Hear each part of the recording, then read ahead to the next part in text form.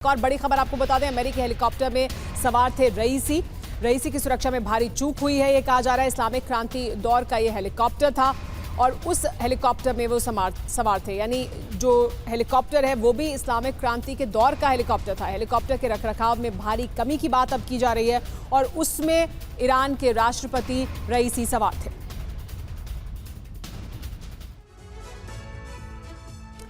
तो बड़ी बात यही है कि क्या इंटरनेशनल साजिश की गई है, तो क्या बेल के जरिए इंटरनेशनल साजिश की गई है। 45 साल पुराना हेलीकॉप्टर और उस हेलीकॉप्टर का इस्तेमाल किया गया, इसको लेकर अब सवाल उठ रहे हैं। अमेरिका से ये हेलीकॉप्टर लिया गया था, हेलीकॉप्टर का अपग्रेडेशन नहीं किया गया था।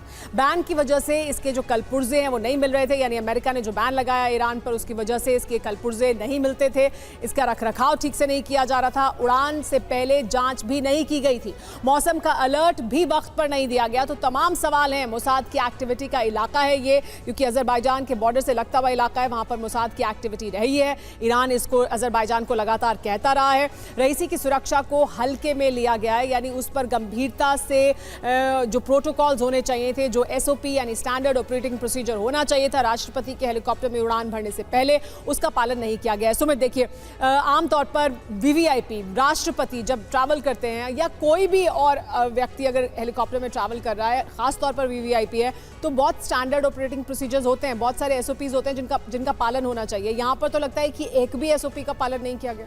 देखिए, बिल्कुल, क्योंकि लगातार आप जब बात कर रही थी कि कॉन्स्पिरेसी की, तो हो सकता है ये स्पेकुलेशन जरूर है कि ये इंटरनेशनल कोई कॉन्स्पिरेसी हो, डोमेस्टिक किसी रीजन से कॉन्स्पिरेसी। और इस कॉन्स्पिरेसी को क्यों कहा जा रहा है, इसके पीछे के मल्टीपल रीजंस है, क्योंकि मल्टीपल रीजंस क्या इंडिकेट कर रहे हैं कि देखिए, लगातार राष्ट्रपति अगर वहां के चलते हैं, उनका प्रोटोकॉल होता है, प्रोटोकॉल फॉलो किया गया, 3 हेलीकॉप्टर्स उनके साथ थे, लेकिन जो उनका हेलीकॉप्टर था उसका कम्युनिकेशन बाकी 2 के साथ नहीं में था। और अगर वो वहां पे क्रैश हुआ तो तुरंत के तुरंत वहां से रेस्क्यू ऑपरेशन क्यों नहीं चलाया गया। अभी एक इनपुट लगातार आया कि वहां से जब मौजूद था तो एक शख्स लगातार जिसने टेलीफोन किया था, जो उनके हेलीकॉप्टर में मौजूद था, वो 1 घंटे के बाद उसकी डेथ हुई है। तो निश्चित तौर पर अगर उस 1 घंटे में रेस्क्यू टीम वहां पहुंच जाती तो शायद उसको बचाया जा सकता था, कई और लोगों को शायद बचाया जा। तो ये कई स्पेकुलेशन है कि आखिरकार ऐसा हुआ क्यों, प्रोटोकॉल्स को किस तरीके से वॉलेट किया गया। और निश्चित तौर पर सुमेरा, मैं आपको बताऊं कि ऐसा नहीं है कि ये खबर और इसकी इंक्वायरी सिर्फ यहां तक रुक जाएगी। ईरान इसको बहुत सीरियसली ले रहा। अभी रशिया की तरफ से भी देखिए एक बात कही गई कि अगर ईरान को हमारी मदद की जरूरत होगी तो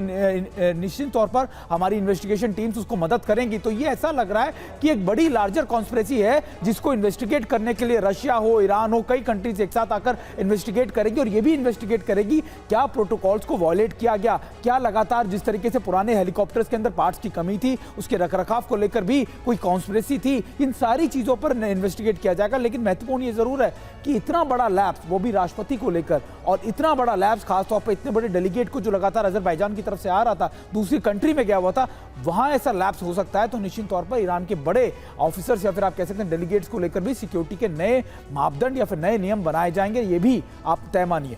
जी, और वो भी तब जबकि इस तरह के हालात हैं मिडिल ईस्ट में, ईरान के बाकी तमाम देशों के साथ जिस तरह के संबंध है, इजराइल के साथ हो या बाकी और देशों के साथ, जिसमें कोई भी घटना महायुद्ध की तरफ दुनिया को धकेल सकती है। ऐसे में इस तरह के लैप्सेस होना, इस तरह के घटनाक्रम होना, उसमें कई तरह के सवाल उठ रहे हैं।